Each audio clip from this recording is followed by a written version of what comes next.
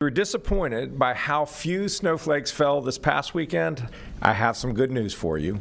And if you're tired of winter weather, some bad news. This is going to be with us a little bit longer. Starting overnight and continuing through Sunday morning, we expect snowfall across most of the state.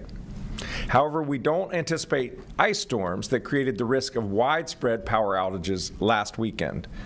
But still, we must be prepared. The snow is going to come with strong winds and bitterly cold temperatures.